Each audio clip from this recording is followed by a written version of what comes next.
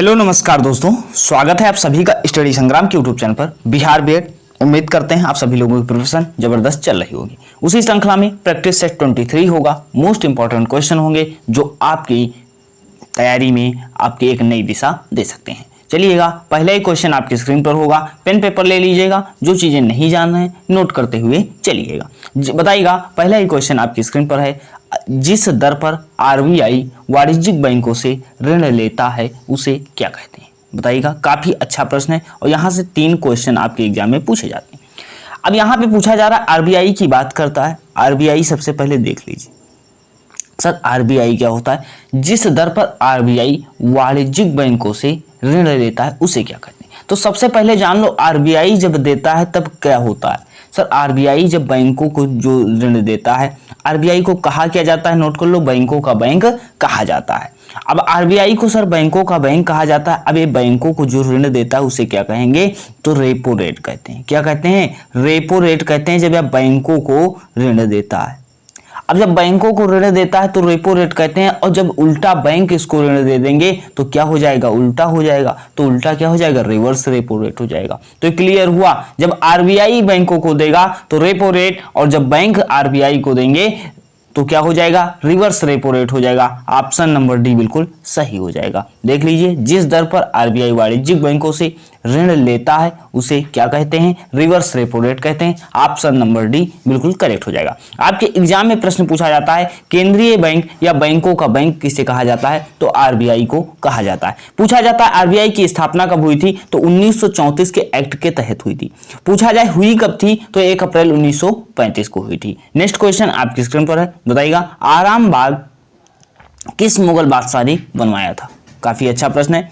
आराम बाग किसने बनवाया था, जहांगीर, अकबर, हुमायूं या बाबर। बताइएगा कौन सा उत्तर बिल्कुल सही हो जाएगा, तो बाबर आपका बिल्कुल करेक्ट उत्तर हो जाएगा। प्रश्न पूछा जाता है कि जैसे बाबर जब दफनाया गया था तो सबसे पहले आराम बाग में ही दफनाया गया था, बाद में एक काबुल में दफनाया गया था। पूछा जाता है कब्र कहाँ है, तो ऑप्शन काबुल मिलेगा, तो बिल्कुल सही हो जाएगा। नेक्स्ट क्वेश्चन देखिएगा, आपकी स्क्रीन पर है। बताइएगा, 4 क्वेश्चन, चारों इंपॉर्टेंट हैं। राजा राम मोहन राय, विवेकानंद, दयानंद सरस्वती, एमजी राणा डे, इनसे संबंधित कुछ मिशन है समाज की स्थापना की, उसको आपको बताना है। अब देखिएगा, राजा राम मोहन राय क्या है, ब्रह्म समाज की स्थापना करते हैं। ए का थर्ड आपका सही हो जाएगा। सर, ए का थर्ड किसमें है, सर ऑप्शन नंबर सी में भी है और ऑप्शन नंबर डी में भी है। अब देखते हैं, सर विवेकानंद ने किसकी स्थापना की थी, रामकृष्ण मिशन की स्थापना की थी, तो बी का 1 हो जाएगा। दयानंद सरस्वती ने किसकी स्थापना की थी, तो सी का देख लीजिए। सर दयानंद सरस्वती ने क्या किया था, आर्य समाज की स्थापना की थी। कहा था वेदों की ओर वापस लौटो, तो दयानंद सरस्वती ने आर्य समाज की स्थापना की थी। तो सी का 4 किसमें है भाई, सी का 4 इसमें है, तो ऑप्शन नंबर डी बिल्कुल करेक्ट हो जाएगा। देख लो, ऑप्शन नंबर डी जो लोग उत्तर दे रहे हैं वह बिल्कुल सही हो जाएंगे। कैसे, सर राजा राम मोहन राय ब्रह्म समाज की स्थापना करते हैं, विवेकानंद रामकृष्ण मिशन की स्थापना करते हैं, दयानंद सरस्वती आर्य समाज की स्थापना करते हैं, एमजी राणा डे प्रार्थना समाज की स्थापना करते हैं। तो ए का क्या हो जाएगा, सर थर्ड हो जाएगा। ए का क्या हो जाएगा, थर्ड हो जाएगा। आपका बी का क्या हो जाएगा, 1 हो जाएगा। सी का क्या हो जाएगा, 4 हो जाएगा। डी का क्या हो जाएगा, 2 हो जाएगा। बिल्कुल ऑप्शन नंबर डी करेक्ट हो जाएगा। चैनल पर नए सब्सक्राइब कर लीजिएगा, उन सभी के पास शेयर कर दीजिए जिनको इस क्लास की आवश्यकता है। बताइएगा, 1917 का ऐसा कौन सा सत्याग्रह था, पहला सत्याग्रह गांधी जी का था, जो भारतीय स्वतंत्रता आंदोलन में एक बड़ा विद्रोह था। बात करते हैं गांधी जी की, तो गांधी जी 9 जनवरी 1915 को क्या आते हैं, भारत आते हैं। 9 जनवरी 1915 को भारत आते हैं, तो उसी दिन क्या है, प्रवासी भारतीय दिवस मनाया जाता है। पूछा जाता है कि पहला सत्याग्रह कौन था जो एक बड़ा विद्रोह का कारण बना, तो कौन सा था, चंपारण सत्याग्रह हो जाता है। ऑप्शन नंबर डी बिल्कुल करेक्ट हो जाता है। पूछा जाता है भारत छोड़ो आंदोलन गांधी जी द्वारा कब शुरू किया गया, तो ए 1942 में शुरू होता है। भारत छोड़ो आंदोलन को अन्य किस नाम से जाना जाता है, तो अगस्त क्रांति के नाम से जाना जाता है। नेक्स्ट क्वेश्चन, किस अधिवेशन के दौरान राष्ट्रीय कांग्रेस का विभाजन हो गया था। बात करते हैं राष्ट्रीय कांग्रेस की स्थापना कब हुई थी, 1885 में हुई थी। पूछा जाए राष्ट्रीय कांग्रेस के संस्थापक कौन थे, एओ ह्यूम थे। पूछा जाए पहले अध्यक्ष कौन थे, WC बनर्जी थे। अब पूछा जा रहा है राष्ट्रीय कांग्रेस के जो गर्म दल और नरम दल क्या थे, किस अधिवेशन के द्वारा राष्ट्रीय कांग्रेस का विभाजन हुआ। तो इसमें गर्म दल और नरम दल दो भागों में बंट गए थे। कौन सा अधिवेशन था, सूरत अधिवेशन था 1907 का। ये क्या हुए, दो अलग अलग गर्म दल और नरम दल में बंट गए थे। पूछा जाता है गर्म दल के नेता कौन थे, तो लाल बाल पाल थे, लाला लाजपत राय, बिपिन चंद्र पाल और कौन थे, बाल गंगाधर तिलक हो जाते हैं। नेक्स्ट क्वेश्चन आपकी 1916 में होम रूल लीग आंदोलन की शुरुआत किसने की थी, GK गोखले ने, लाला लाजपत राय ने, बाल गंगाधर तिलक ने या गांधी जी ने। बताइएगा होम रूल लीग की आंदोलन की शुरुआत किसने की थी, तो बाल Gangadhar Tilak, option number C आपका बिल्कुल करेक्ट हो जाएगा। नेक्स्ट क्वेश्चन आपकी स्क्रीन पर है, बताइएगा कि निम्नलिखित में से कौन सी पृथ्वी के वायुमंडल की सबसे निचली परत है। वायुमंडल के सबसे निचली परत है तापमंडल, समतापमंडल, मध्यमंडल या क्षोभ। पूछा जाता है, प्रश्न एग्जाम में आ चुका है कि सर सबसे निचली परत क्या होगी, तो आपका क्षोभ मंडल बिल्कुल सही हो जाएगा। पूछा जाता है मौसम संबंधी घटनाएं कहाँ घटित होंगी, क्षोभ मंडल में घटित होंगी। पूछा जाएगा ओजोन परत कहाँ पाई जाती है, तो ओजोन परत आपके समताप मंडल में पाई जाती है। ओजोन परत कहाँ पाई जाएगी, समताप मंडल में पाई जाएगी। नेक्स्ट क्वेश्चन आपकी स्क्रीन पर है, भारत का वह कौन सा राज्य है जो कपास के उत्पादन में अग्रणी है। अब बताइएगा गुजरात होगा, महाराष्ट्र होगा, तेलंगाना होगा या गोवा होगा। काफी अच्छा प्रश्न है। तो कपास और मूंगफली दोनों लिख लो। कपास और मूंगफली के उत्पादन में अग्रणी राज्य या प्रथम राज्य कौन सा आपका हो जाएगा, तो आपका कौन सा हो जाता है, सर गुजरात हो जाता है। ऑप्शन नंबर ए बिल्कुल करेक्ट हो जाएगा। नेक्स्ट क्वेश्चन देखिएगा, संविधान सभा का संवैधानिक सलाहकार कौन था। संविधान सभा का संवैधानिक सलाहकार पूछा जा रहा है doctor BN Rao, KM Munshi, के सुब्बा राव, डॉक्टर राजेंद्र प्रसाद। रहेगा कौन सा उत्तर आपका सही होगा। संवैधानिक सलाहकार की बात की जा रही है तो option number A BN Rao बिल्कुल करेक्ट हो जाएंगे। डॉक्टर राजेंद्र प्रसाद की बात करें तो संविधान सभा के स्थायी अध्यक्ष कौन थे, डॉक्टर राजेंद्र प्रसाद थे। देश रत्न की उपाधि किसे दी जाती है, डॉक्टर राजेंद्र प्रसाद को। इंडिया डिवाइडेड किसकी पुस्तक थी, डॉक्टर राजेंद्र प्रसाद की हो जाती है। नेक्स्ट क्वेश्चन देखिएगा, संविधान में मूल कर्तव्य जोड़े गए, तो मूल कर्तव्य कब जोड़े गए। ठीक है, मूल संविधान में मौलिक कर्तव्य थे या मूल कर्तव्य थे, तो जी नहीं थे। पूछा जाए जोड़े कब गए, तो सर 42वां संविधान संशोधन होता है 1976 में जोड़े जाते हैं। कितने मौलिक कर्तव्य, सर 10 मौलिक कर्तव्य जोड़े जाते हैं। और वर्तमान में कितने मौलिक कर्तव्य हैं, सर 11 मौलिक कर्तव्य हो जाते हैं। जोड़े कब गए, 42वां संविधान संशोधन 1976 द्वारा जोड़े गए। इससे पहले प्लेलिस्ट में क्लास नहीं देखी है तो आप जाकर के देख सकते हैं। भारतीय संसद की सबसे बड़ी समिति कौन सी है, प्राक्कलन समिति, कार्य मंत्रणा समिति, लोक लेखा समिति, सार्वजनिक उपक्रम समिति। बताइएगा कौन सा उत्तर आपका सही होगा।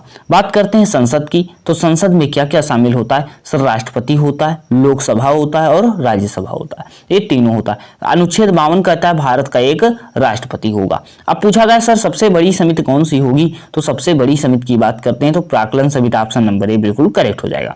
नेक्स्ट क्वेश्चन आपकी स्क्रीन पर है, बताइएगा कृतज्ञ किसका संक्षिप्तीकरण है। कृतज्ञ किसका संक्षिप्तीकरण है, एग्जाम में प्रश्न बन गया। उपकार करने वाले के लिए, उपकार कराने वाले के लिए, किए गए उपकार को न मानने वाले के लिए, किए गए उपकार को मानने वाले के लिए। जो किए गए उपकार को मानता हो उसके लिए एक शब्द क्या होता है, कृतज्ञ होता है। ऑप्शन नंबर डी बिल्कुल करेक्ट हो जाएगा।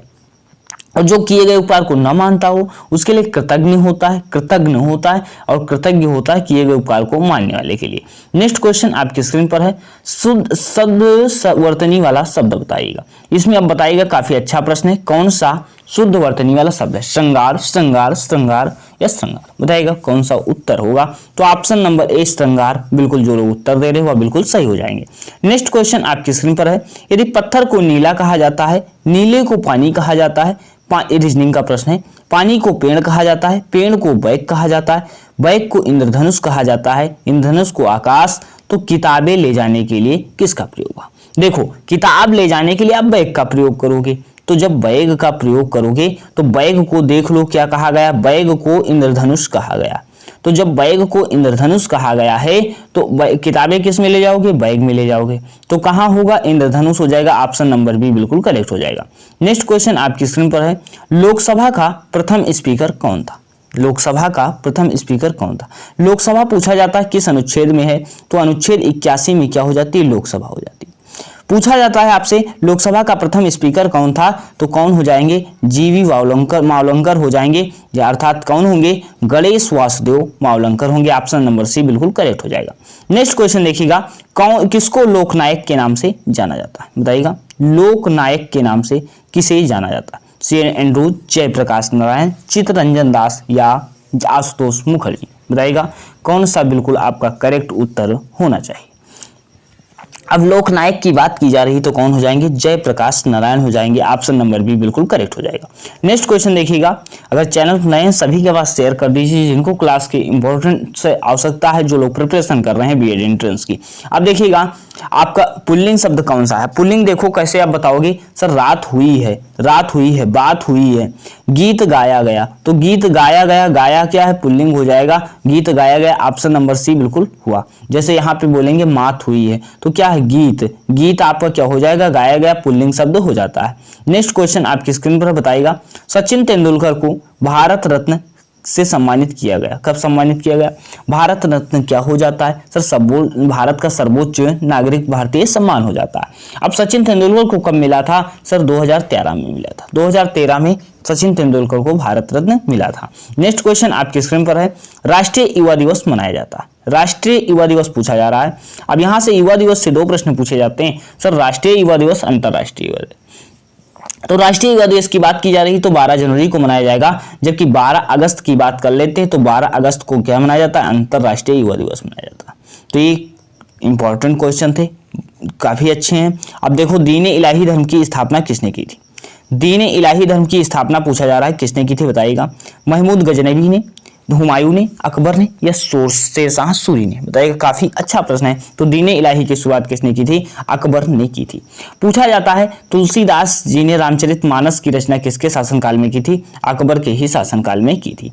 नेक्स्ट क्वेश्चन आपकी स्क्रीन पर है, बताइएगा। देश बंधु के नाम से किसे जाना जाता है, देश बंधु के नाम से किसे जाना जाता है, लाला लाजपत राय, बिपिन चंद्रपाल, चित्तरंजन दास और कौन हो जाएंगे, भगत सिंह हो जाएंगे, बताइएगा कौन सा होगा। तो चित्तरंजन दास के नाम से जाना जाता है, देश बंधु के नाम से। नेक्स्ट क्वेश्चन आपकी स्क्रीन पर है, बताइएगा। काफी इंपॉर्टेंट क्वेश्चन थे, चैनल पर नए हैं सब्सक्राइब कर लीजिएगा और उन सभी के पास क्लास को शेयर कर दीजिए जिनको क्लास की जरूरत है। तो अभी तक यहीं तक, मिलते हैं नेक्स्ट वीडियो में, धन्यवाद।